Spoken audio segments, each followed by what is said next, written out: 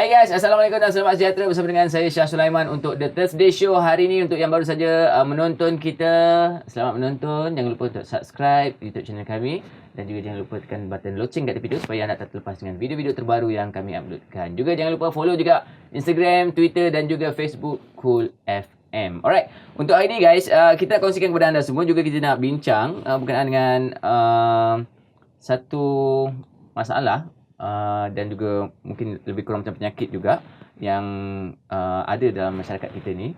Dan kalau ikutkan juga, tahukah anda lebih kurang 4.2 juta rakyat Malaysia mengalami masalah kesihatan mental. Jadi untuk hari ini kita nak bincangkan berkenaan dengan kemurungan. Bersama dengan kita hari ini kita ada tetamu yang kita jemput, iaitu seorang pegawai psikologi. Kita ada Puan Ika. Selamat datang Puan Ika. Okey, hari ini sihat? Sihat, Alhamdulillah. Alhamdulillah. Alright, senyum jadi ya. Okey, hari ini kita santai-santai aja. Puan Ika tak payah nak tak payah nak macam ngerasa lah kan. Kita santai-santai aja Puan Ika. So mungkin boleh sampaikan dengan orang cakap mudah difahami oleh penonton kita. Okey, so untuk yang pertama je kita nak cerita pasal kemurungan ni sebenarnya. Kalau ikutkan kajian ataupun pengalaman Puan Ika sendiri, persen rakyat Malaysia yang mungkin mengalami masalah mental, kesihatan mental kita tahu lebih kurang 29%. Tapi yang ada masalah kemurungan ni peratusannya tinggi atau rendah sebenarnya? Kalau mengikut apa yang saya tahu, peratusan untuk orang yang mengalami masalah kesihatan mental tinggi, dan selalunya mereka terdiri daripada umur 15 tahun hingga 29 tahun yang akan mengalami gejala, simptom masalah kesihatan mental, kemurungan. Kemurungan. Okey, so kita nak tahu juga sebenarnya punca-punca kenapa berlakunya kemurungan ni. Okey, dia ada banyak punca. Antara punca yang menjadi masalah kemurungan ini berlaku, pertama daripada segi hormon balance dalam kepala otak seseorang kan. Okey, hormon mereka tidak seperti manusia yang normal. Okey, ada hormon yang terlebih, ada hormon yang kurang, menyebabkan itu macam faktor kimia lah. Faktor kimia. Okey, yang kedua faktor genetik. Jika parents dia ada ke ataupun genetik atuk dia, nenek dia ke ada, jika ada keturunan yang ada penyakit kesihatan mental, dia mungkin ada perasusan yang besar untuk dapat masalah keturunan pun ni jugalah. Keturunan. Kalau kita pergi jumpa psikiatris pun, antara soalan yang psikiatris akan tanya, ada tak keturunan yang ada masalah kesihatan mental ni? Sebab dia nak tengok ada tak daripada genetic factor. Okey. Yang ketiga daripada segi persekitaran seseorang. Dia dibesarkan. Kalau dia mengalami trauma daripada kecil, itu pun boleh menyumbang kepada kemurungan. Lepas tu parents dia, persekitaran parents dia, siblings dia, kawan-kawan dia pun memberi impak juga dalam hidup seseorang. Okey. Itu antara punca lah kenapa masalah kesihatan mental ini berlaku. Dan lagi satu, cara dia handle problems. Ada orang handle problem dengan cara yang lebih positif kan. Ada orang dia nampak semua benda daripada segi yang negatif. Dia tak boleh nak positifkan diri dia, itu pun boleh menyebabkan dia mengalami simptom kesihatan mental juga. Ramai juga yang tertanya-tanya sebenarnya, kemurungan dengan stres ni adakah benda yang sama ataupun berbeza? Berbeza, sangat berbeza. Stres ni yang kita alami setiap hari, dan stres itu boleh hilang macam tu sahaja. Okey, stres pergi kerja jam, stres untuk pergi kelas, presentation, itu stres yang biasa. Okey, stres itu memang manusia normal pun memang akan alami. Tapi kalau kemurungan, itu adalah satu penyakit. Penyakit kemurungan ini adalah penyakit berkaitan dengan gangguan perasaan. Okey, dia mengalami sedih yang berpanjangan, tak ada interest untuk hidup dah. Lepas tu simptom ini mengganggu fungsi harian. Okey, kemurungan ni dia paling penting, keyword dia adalah mengganggu fungsi harian seseorang.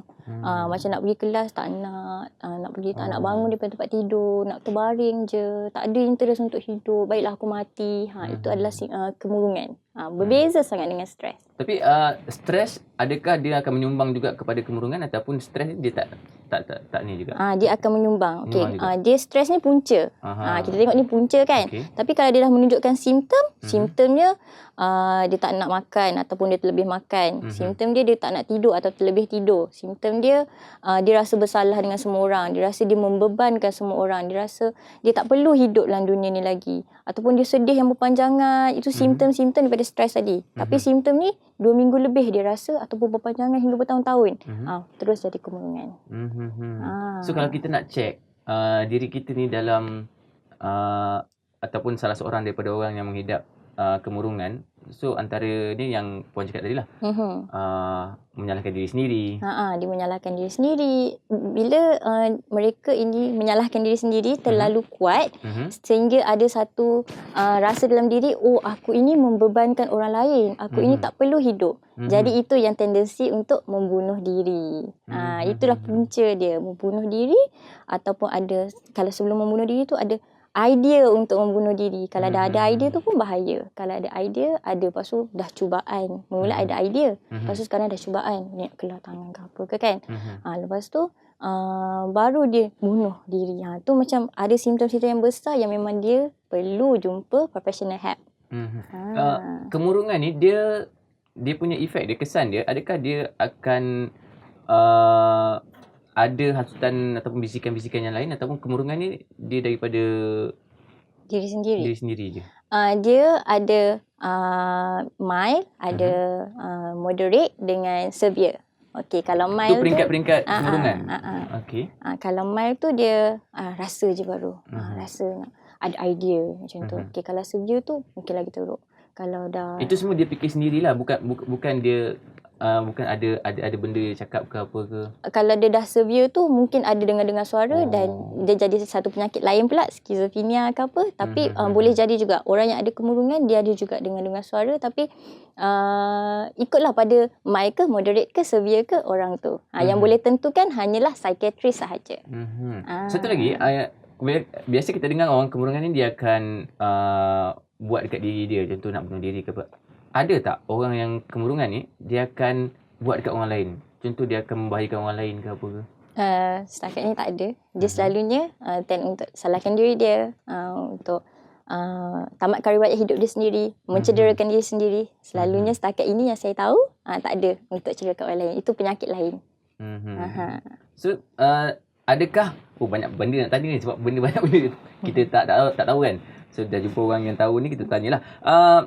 Adakah kemurungan ni, bila kita kemurungan, kita dah tak boleh nak fikir waras, kita tak boleh kontrol benda tu?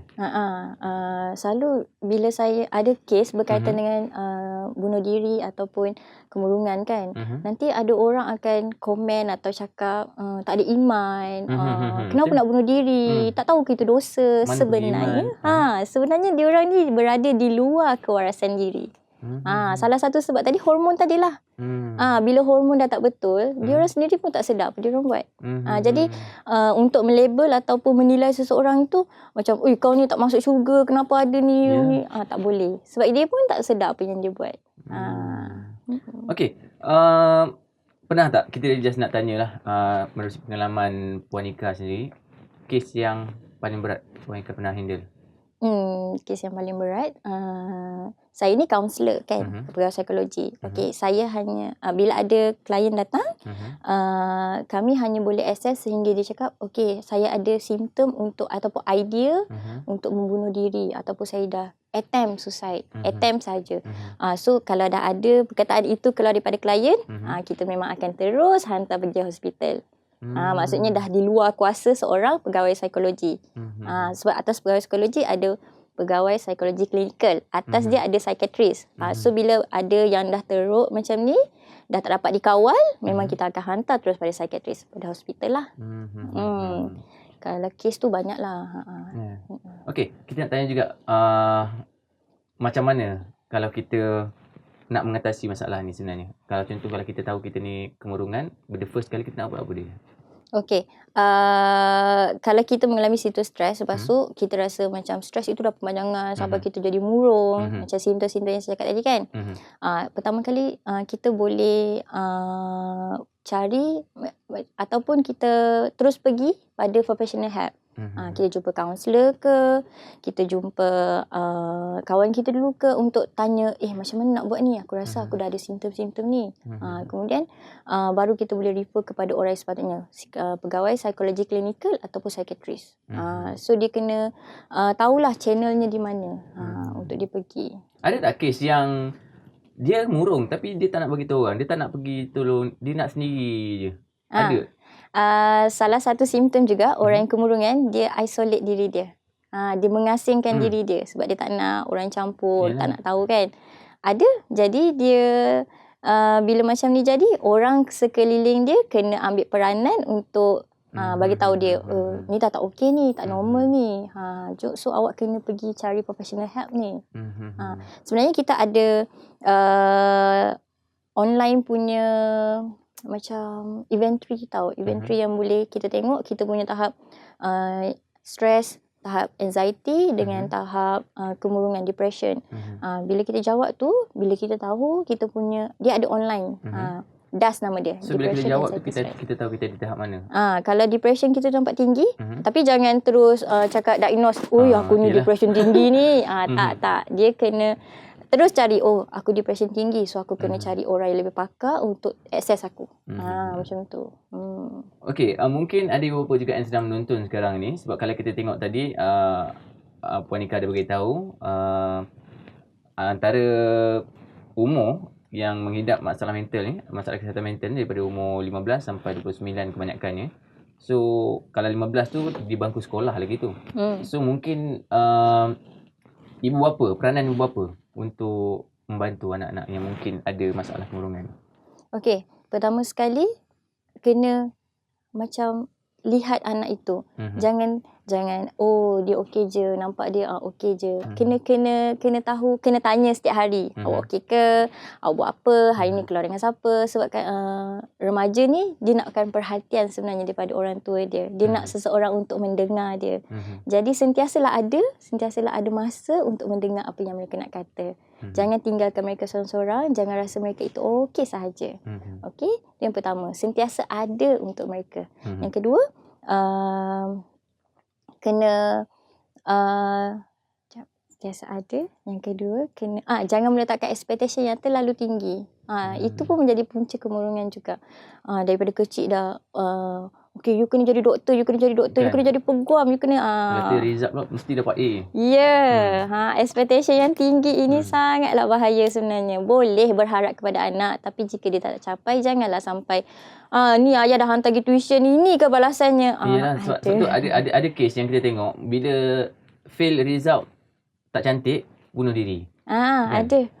Kebelakangan ni dia makin meningkat. Betul tak?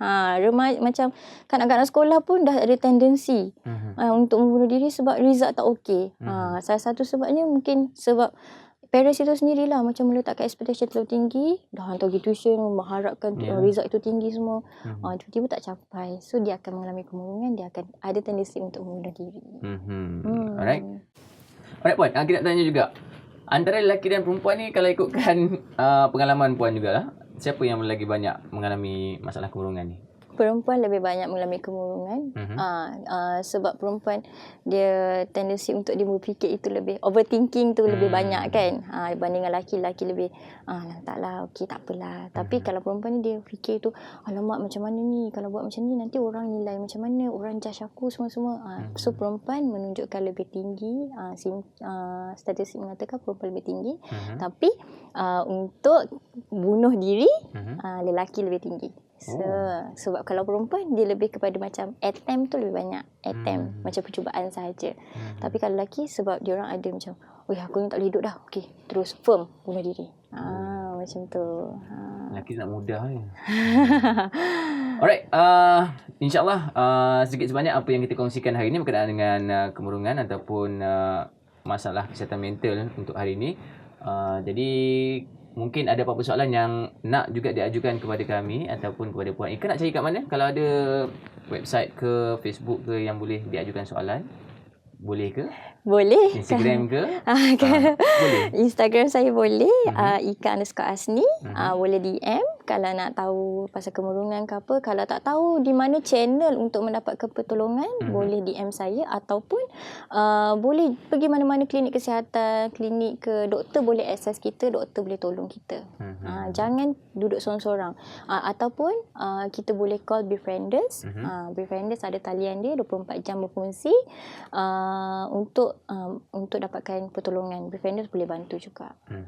Alright, baiklah. Terima kasih Puan Nika. InsyaAllah dengan apa yang dikongsikan untuk hari ini berkenaan dengan masalah kesihatan mental, sedikit sebanyak dapat memberi anda info, juga guideline untuk kehidupan kita seharian insyaAllah. Dan next, kalau ada pun nak komen ataupun pendapat, boleh komen dekat bawah. Kita jumpa lagi Thursday Show bersama dengan saya Syah Sulaiman. Sebelum tu ucapkan terima kasih kepada Puan Nika datang hari ini. Terima kasih sangat-sangat dan jumpa lagi guys. Assalamualaikum. Bye.